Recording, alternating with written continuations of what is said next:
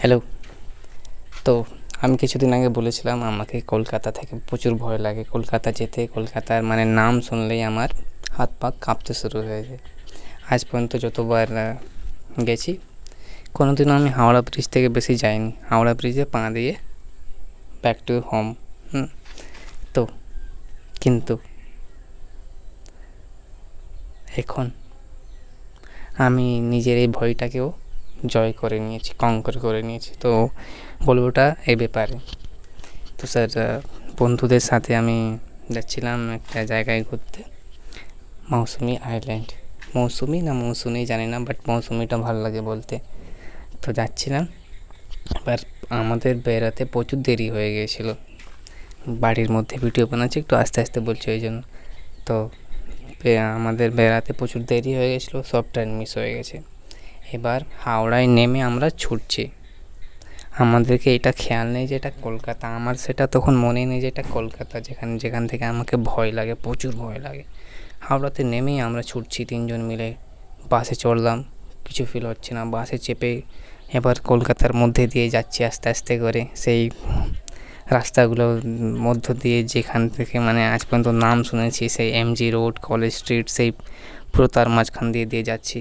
আমাকে কিছু ফিল হয়নি। আমি ভেবেছিলাম অনেক সেই মানে নার্ভাস টাইপের ফিল হবে, অনেক খতরনাক ফিল হবে। কলকাতায় যাচ্ছি, আমি দেখছি কোথায় আর, আমি তো শুনেছি 200-300 মালা বিল্ডিং হবে, হ্যাঁ অনেক উঁচু উঁচু বিল্ডিং হবে। আমি কিছু দেখতে পাচ্ছি না, নর্মালি ফিল হচ্ছে আমাকে।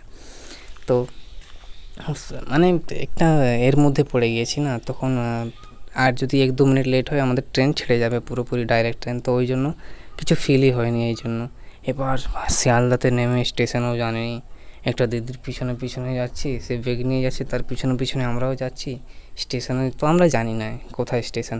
এবার স্টেশন গেছি, সাউথ নর্থ দুটো, হিন্দুস্তান পাকিস্তান।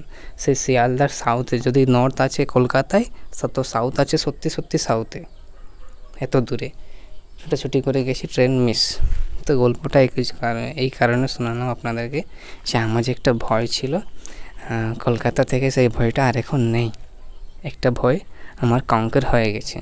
জীবনে 3টা সবথেকে বড় বড় ভয় ছিল আমার জীবনে, একটা জয় করে নিয়েছি, আর একটা ভয় রয়ে গেছে। সেটা হচ্ছে মেয়েদের সাথে কথা বলতে পারি না, প্রচুর ভয় লাগে, কেন জানি না। হাত পা থরথর করে, হাত পা কাঁপতে শুরু হয়ে যায়, বুক চিনচিন করতে শুরু হয়ে যায়। তো এইটা আমাকে জয় করতে হবে, মেয়েদের সাথে কথা বলতে শুরু করতে হবে পাশাপাশি। আর 3য় নম্বর ভয়টা দাদা থাক, এটা জয় করা যাবে না, এটা হচ্ছে ভূতের ভয়।